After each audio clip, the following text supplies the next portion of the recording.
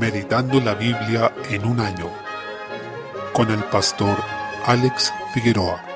Día 30, mes 12. Libro del profeta Malaquías. El nombre Malaquías significa mi mensajero, y este fue el último de los profetas de la era del Antiguo Testamento en ejercer su ministerio, predicando en el año 435 a.C., en algún momento del reinado de Artajerjes, y entre las dos administraciones de Nehemías en Palestina. Es decir, fue contemporáneo a este gobernador, denunciando los mismos pecados que son tratados también en este libro: matrimonios con esposas paganas, descuido de los diezmos, indiferencia hacia el día de reposo y la corrupción de los sacerdotes. Aunque este no fue el último libro del Antiguo Testamento en ser escrito, pues lo fue Primera y Segunda de Crónicas, es un cierre adecuado para la era profética y la dispensación del Antiguo Pacto. El siguiente profeta en venir sería Juan el Bautista, unos 400 años más tarde, quien también pertenece temáticamente al Antiguo Pacto, pero por el momento en que ejerció su ministerio, su profecía fue registrada en el Nuevo Testamento. Lo grandioso es que la aparición de Juan el Bautista también se encuentra anunciada en este libro de Malaquías, al igual que la de Jesús, mostrando así la sabiduría y el gobierno perfecto de Dios sobre la historia,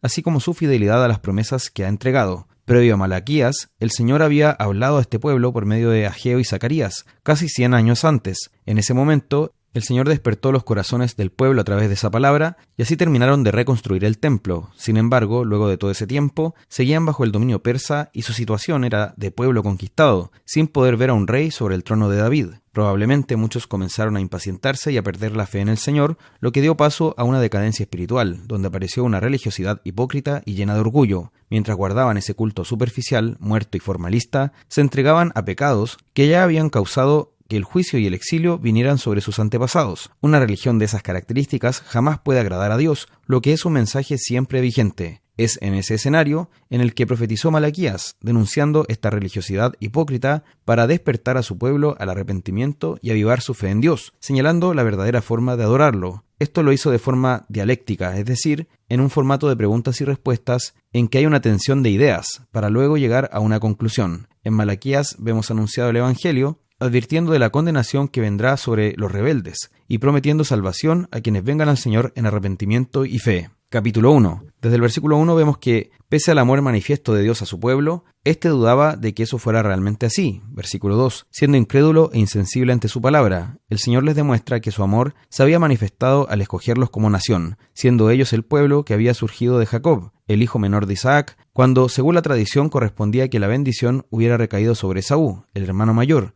de quien descendió el pueblo de los edomitas. Sin embargo, el Señor había amado a Jacob y había aborrecido a Esaú. En otras palabras, escogió a Israel y desechó a Edom, y condenó a esta nación por sus pecados, estando indignado contra ella perpetuamente. Sin embargo, este pueblo menospreciaba al Señor y a su amor. Versículo 6. Ellos honraban a sus autoridades humanas, pero deshonraban a aquel de quien viene toda autoridad, que es el Señor. Le ofrecían pan inmundo y animales defectuosos para el sacrificio. Versículo 8. Cuando en realidad la ley del Señor exigía que le fuera ofrecido lo mejor y más excelente. Debían ser las primicias de la cosecha, es decir, el primer fruto recogido, y también debían ofrecerse animales sin mancha ni defecto alguno, pero ellos estaban ofreciendo lo cojo y lo dañado. Si ellos presentaran eso a sus gobernantes humanos, serían rechazados, pero menospreciaban al Señor, pensando que ante Él esas ofrendas sí eran válidas. Tal como lo hizo los libros de Amós e Isaías, el Señor les declara aquí que no se agrada de su culto ni de sus ofrendas. Ellos deben volverse en arrepentimiento al Señor, implorando su favor. Versículo 9, porque Él no aceptaría este culto defectuoso y no se complacía en ellos. Versículo 10. Desde el versículo 11, en contraste con esta adoración insultante de Israel, habría un tiempo en que el Señor sería conocido y honrado en todas las naciones, las que reconocerían la grandeza de su nombre. Eso se cumpliría en la era del Nuevo Pacto y todavía estamos viendo cómo se va concretando a lo largo del mundo. Debemos cuidarnos de ofrecer la adoración que es digna del nombre de Dios, quien es el gran Rey, Jehová de los ejércitos, cuyo nombre es temible entre las naciones. Versículo 14. Una adoración hecha con desgano, sin entender la grandeza y la majestad de Dios, una que es hecha por simple trámite y a regañadientes, no será de su agrado. Necesitamos que Dios encienda nuestros corazones y nos guíe en su espíritu para adorarle como Él es digno de ser adorado. Capítulo 2. El Señor advierte a los sacerdotes que traería maldición sobre ellos si no se volvían a Él de corazón sincero. Versículo 2. Ellos estaban bajo el pacto hecho con Leví, expresado en la ley de Moisés y su sistema de sacrificios. Versículo 4. Y en ese momento se encontraban oficiando en el templo. Sin embargo, también se hallaban bajo el pecado de una religión hipócrita y desprovista de corazón. Esto era de suma gravedad, pues ellos eran los encargados de guiar al pueblo en la palabra del Señor y de enseñarles sabiduría, pero se habían apartado del camino y habían hecho tropezar a muchos en la ley. Versículo 8. Ellos, que debían ser santos, se habían hecho profanos a ojos del pueblo debido a sus pecados, y con eso habían perdido la autoridad delante de ellos para enseñarles la ley del Señor.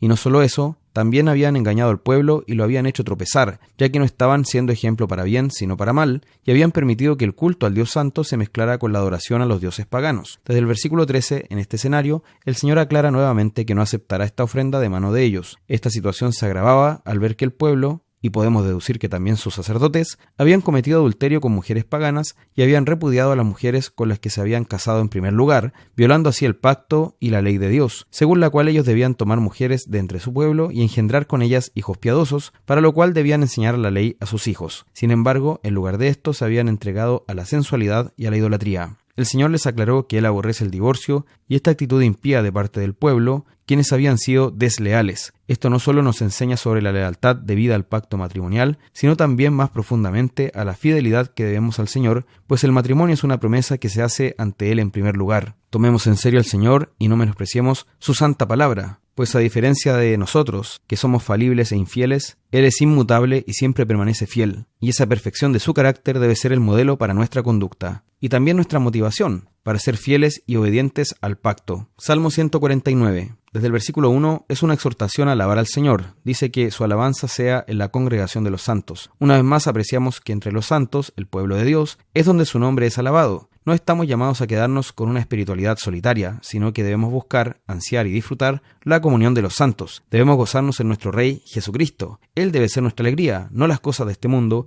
ni la prosperidad o estabilidad económica que podamos tener, ni el cumplimiento de nuestros sueños personales, como nos dice el mundo. El Señor se alegra en su pueblo, y esto es maravilloso porque Dios dice, hablando de Jesús, este es mi Hijo amado, en Él tengo contentamiento, en Él tengo complacencia. Y con la misma idea se refiere a su pueblo. Él es quien hermosea a los humildes con la salvación. Y esto no es de extrañar, porque su pueblo son aquellos que están unidos a Cristo por la fe. Somos hermoseados con la justicia y la santidad de Cristo, que nos ha lavado de toda mancha de maldad. Efesios 5, 25 y siguientes. Además, debemos exaltarlo en todo tiempo, de noche y de día, en toda situación, en cuerpo y alma. La alabanza a Dios debe ser integral y completa. Desde el versículo 7, los juicios del Señor sobre el mundo también son una razón para alabarlo. Es un consuelo para nosotros que Dios es justo, y castigará a quienes perseveraron en su rebelión, porque no reconocen al Dios de todas las cosas, sino que por el contrario son enemigos de Él en sus corazones y aborrecen a su pueblo. Esto lo veremos consumado en la segunda venida de nuestro Señor Jesucristo, a quien fue entregado todo juicio, Juan 5:22, y quien exaltará a su iglesia en gloria. Proverbios, capítulo 31. Desde el versículo 10 al 24, encontramos la primera parte del conocido pasaje sobre la mujer virtuosa. La palabra hebrea hayil, traducida a la Reina Valera como virtuosa, significa valentía, fuerza, riqueza, capacidad e incluso se traduce muchas veces como ejército en varios pasajes. Por ejemplo, Éxodo 14:4, 15:4, Números 31:14 y 1 Samuel 17:20. Otras versiones traducen hacendosa y aún otras prefieren hablar de ejemplar. En consecuencia, se trata de una mujer fuerte y valiente, ante todo en espíritu, lo que se evidencia en una vida de piedad ejemplar. Es un poema escrito en acróstico, donde cada versículo comienza con una letra del alfabeto hebreo, que se llama alefato, en orden sucesivo. Algunos consideran que es parte de los consejos que la madre del rey Lemuel entregó a este último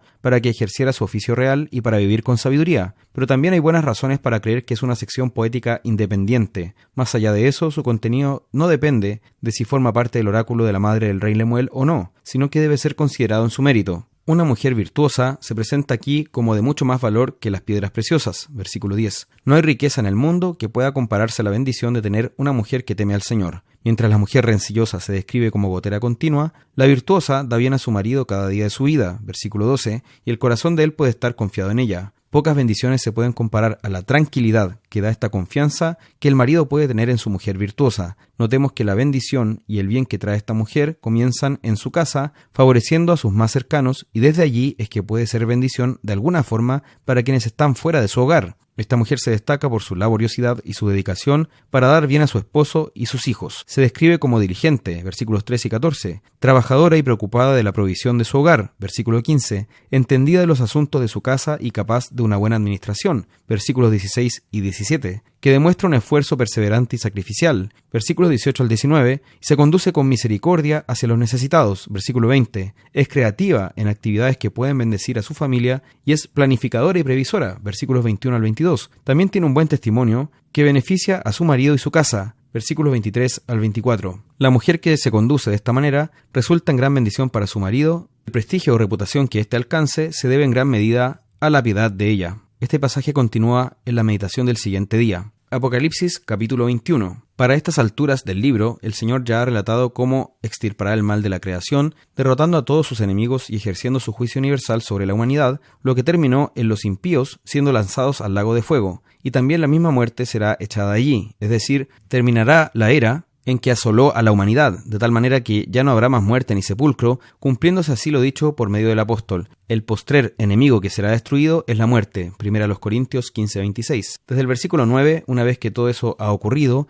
el libro se concentra en la nueva creación, que ahora vuelve a cumplir el fin para el cual fue hecha, que es ser llena de la gloria de Dios. Hay entonces un cielo nuevo y una tierra nueva, porque ya quedó atrás aquella creación que fue corrompida por el pecado y la maldición que éste trajo. Es así como la santa ciudad, la Nueva Jerusalén, de la que todos los cristianos somos hijos espirituales, según Gálatas capítulo 4, por fin desciende del cielo a la tierra y se aclara que viene de Dios, versículo 10. Mientras la Torre de Babel y su desarrollo final, que es Babilonia, son la construcción del hombre para su propia gloria, intentando llegar desde la tierra al cielo por sus medios, la santa ciudad es todo lo contrario. Su arquitecto y constructor es Dios, Hebreos 11, y desciende desde el cielo a la tierra para gloria de Dios. En contraste con Babilonia, que se describe como la gran ramera, la Nueva Jerusalén es presentada como una esposa pura, embellecida para su marido. Esta santa ciudad es el lugar donde Dios tendrá comunión perpetua con su pueblo. Por eso también se dice que es el tabernáculo, es decir, la habitación de Dios con los hombres. Es el lugar en que se cumple a plenitud y en su máximo grado aquella promesa hecha a Abraham,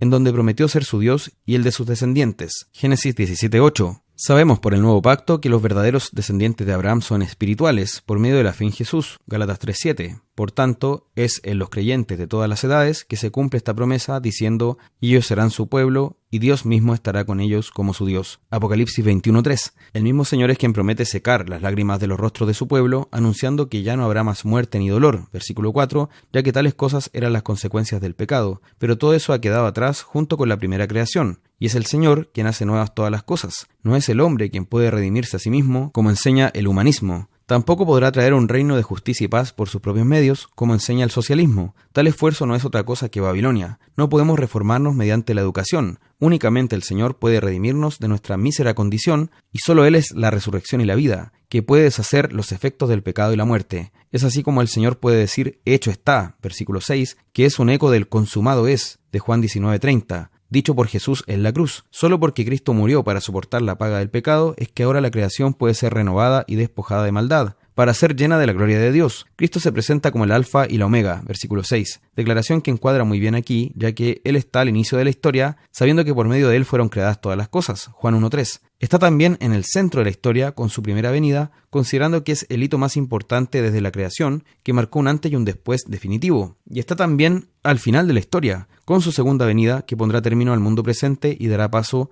al mundo venidero. De Él, por Él y para Él son todas las cosas. Vemos una invitación a los sedientos a saciarse del agua de vida. Los pecadores por fin podrán beber del manantial de la vida eterna que fluye gratuitamente del trono de Dios. Vemos reflejada aquí la mayor bendición de la perseverancia en la fe, que es ser hechos hijos de Dios. Versículo 7, pero ahora pudiendo disfrutar de la presencia gloriosa de nuestro Padre. En cambio, quienes perseveraron en su rebelión se quedarán fuera para siempre, sufriendo el tormento sin fin del lago de fuego. Versículo 8, y esto nos muestra por una parte la grandeza de la salvación que Dios ha provisto en Cristo, y por otra la absoluta santidad y justicia de Dios, que demandan necesariamente el castigo eterno del pecado. Desde el versículo 9, la visión se concentra en la belleza de la santa ciudad. Mientras Babilonia estaba llena de lujos, inmundicia y perversión, la Nueva Jerusalén destaca por su pureza y belleza, teniendo la riqueza de las naciones. Esta hermosura es el resultado directo de la obra redentora de Cristo. Dice la Escritura, Cristo amó a la iglesia y se entregó a sí mismo por ella, para santificarla, habiéndola purificado en el lavamiento del agua por la palabra, a fin de presentársela a sí mismo una iglesia gloriosa que no tuviese mancha ni arruga, ni cosa semejante, sino que fuese santa y sin mancha. Efesios 5, 25 al 27. Esa belleza se describe con una enumeración de piedras preciosas, para dar una idea de esplendor que exhibe esta ciudad. que recibe la suma de la gloria, la honra y la riqueza de las naciones. El número 12 se repite varias veces, 3 puertas en cada uno de los 4 muros, en total 12 puertas, 12 cimientos, una medida cúbica de 12.000 estadios. Todo este simbolismo nos indica que el número completo del pueblo de Dios estará aquí, tanto del Antiguo Testamento, las 12 tribus, como los del Nuevo Testamento, representados en los 12 apóstoles. La forma cúbica de la ciudad nos recuerda la disposición del lugar santísimo, donde se manifestaba la gloria de Dios en medio de su pueblo, tal como será aquí, pero ya sin sombras ni simbolismos, sino que podremos verla claramente, cara a cara, sin el peligro de ser fulminados por nuestro pecado, pues este ya no existirá más. En ella no habrá templo, versículo 22, ya que el templo es el lugar en que se manifiesta la presencia especial y favorable de Dios, pero es un lugar que tiene límites definidos, de tal manera que puede identificarse un templo, pero también aquello que no es el templo. Pero aquí todo será el templo. Por eso no hay uno visible, ya que la presencia gloriosa de Dios lo llenará todo. Por la misma razón no habrá necesidad de sol ni de luna, tampoco día ni noche, ya que el resplandor de la gloria de Dios iluminará por siempre a su pueblo. Versículo 23. El reino de Dios en esta ciudad será universal, no habrá potestad ni criatura que pueda ni siquiera oponerse a él, ni habrá cosa inmunda en medio de ella, pues lo único que quedará sobre la tierra son los redimidos del Señor. Versículo 27. Quienes disfrutarán para siempre de la presencia y la comunión del Dios y Señor que los salvó. Estas promesas deben ser nuestro consuelo y mayor esperanza, recordando que no tenemos aquí ciudad permanente, sino que buscamos la porvenir. Hebreos 13:14. No importa el nivel de comodidad y bienestar que alcancemos en esta era, este no es nuestro hogar definitivo, sino que esperamos esta santa ciudad, siendo extranjeros y peregrinos en esta tierra, pero teniendo la esperanza firme y segura de que heredaremos esta nueva creación, y ante todo que podremos ver cara a cara a nuestro bendito Salvador. Que este anuncio glorioso impacte nuestra vida y podamos vivir aquí a la luz de estas realidades eternas.